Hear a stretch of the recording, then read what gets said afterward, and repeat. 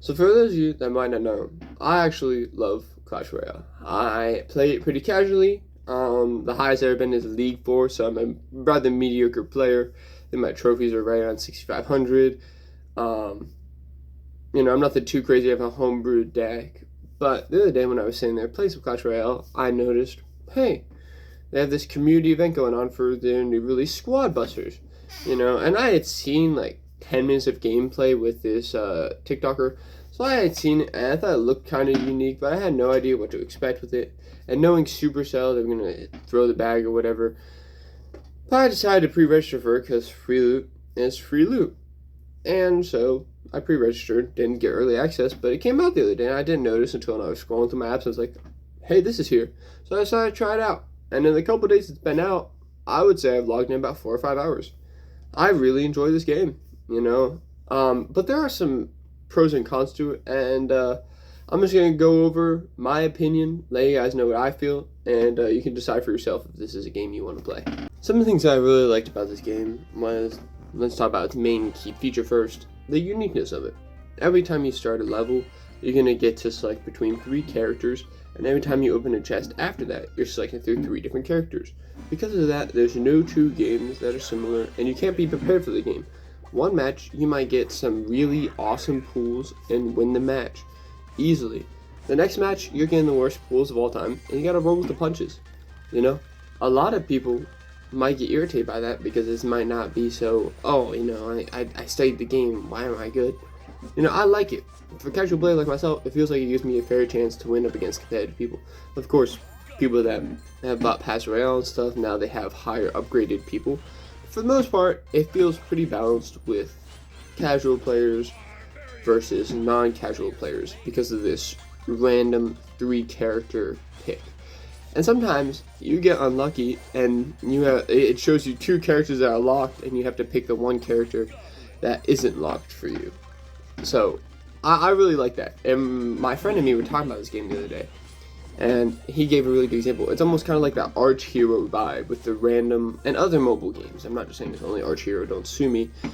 A lot of mobile games will just have random rolled loot options, like this one where you kill bunches of squads of people, blah, blah, blah. So I really like that randomization factor that they have. I think is really unique. Another thing I loved was the graphics. My girlfriend loved them too. They're tiny little characters. They're goofy. They're silly. I love it. I laugh at it. Another thing that I super enjoyed is the way that the loot system works. You don't have gems and gold. It's just gold primarily. But on top of that, at the end of every match, depending on what placement you got, you get a certain amount of clicks on your chest, and then each click will either add a person or a couple more people or increase the rarity, and then you got to combine people together to create a higher stage. And like you start off baby and then normal, and then I think it goes from there. Like I said, I haven't made it past normal because it takes 100 babies to make 10 normals to make 1 step above normal. So like I said, that takes a while because you're getting about, I would say, 3 to 10 guys per chest. So of course you imagine that's going to take a little while, but I love that grinding aspect of it, and I like that little evolution thing that I think is randomized. I think it's cool. I love loot opening. Some things I didn't like, the battle system is a little irritating at times. I just run at people, and for some reason my shooters will decide to run towards the front of the group, and now next thing I know they're dying, and it doesn't really tell me that they're dying too well, at least at first. It gives you a flash of light and a noise that you gotta listen for, and so I listened for that.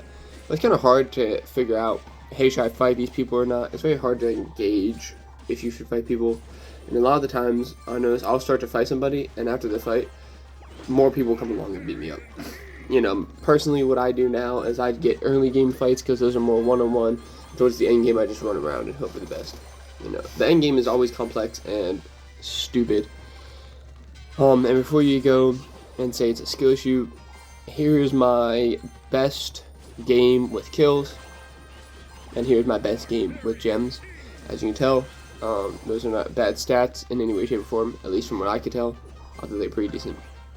So, it's not a skill issue, it's just a lot of the times what happens if you're getting a final fight at the end, everybody just comes to third party you, and next thing I know, I went from 200 gems to 10 gems and 1 guy because everybody decided to come and attack me. For some reason, I'm the one getting jumped. Another thing I don't like is you get 3 chest tickets per, like, I don't really know how to explain. So, you get 3 chest tickets, and that means that at the end of the match, you can open a chest. But every time you use the chest ticket, it takes 3 or 4 hours to get another chest. Which I feel like that's a lot of time. I gotta spend 12 hours to regenerate 3 chests. You know, like 3 chests is the max. Cool. But now I have to spend half a day just to get my chest back. You know, that's what, 15 minutes of gameplay? To me, that feels very, I don't like it. I don't like it. I don't like how long I have to wait to be able to play matches. I mean, I can grind challenges to get more chests, but I mean, how many times am I going to do that? You know, play 20 matches with no chest to get 1 chest. I don't like that. I don't like that at all. I'd love if they had a way to give you more chests, or every 4 hours you got all your chests back.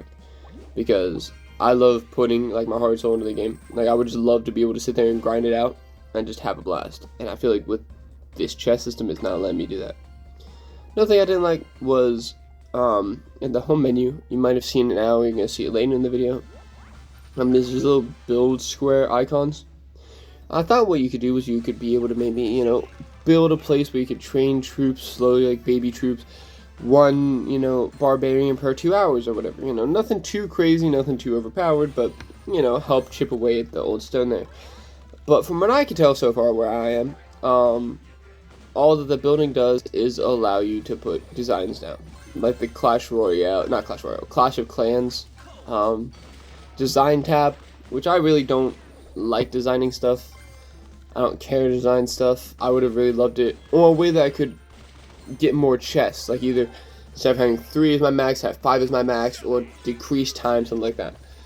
I prefer something that helped me with my gameplay more so than just was there for design, and that's what I did not like. The final thing I'm gonna say, and I think everybody will agree, is I wish that the microtransactions did not boost the player along. I wish that they kept microtransactions to just being cosmetic instead of giving a player an advantage. I feel like that's completely unfair for people that are just there to play casually, but SuperCell wants to make money. They always have. We saw how crazy microtransactions became in Clash Royale. That's almost impossible to play without paying. But my final thing that I really love about it is that SuperCell incorporated almost all the games together. I think, I'm not 100% sure because I haven't played all the games, but I know a lot of the characters I'm recognizing. For example, one of the first characters you get is named Dave. If you guys would go back to Heyday, one of the first characters you ever meet, his name's Dave. And he cuts down trees, which I think is supposed to, like, mention towards Heyday, which I really love that. They have chickens, they have barbarians. I think they incorporated a lot of characters from all different games, although I don't think I've seen any Boom Beach characters yet, which is tragic, you know, Fly High Boom Beach. I would say overall, Squad Busters is a really great game. I know I kind of harped on it a little bit with those cons, but those are just some nitpicking cons. I really love the game. If I were to give it a rating, I would say this is a must-play. It's a free game, you know, if you just want to put some time into a game, like 5 minutes per round, you know, it's a little goofy.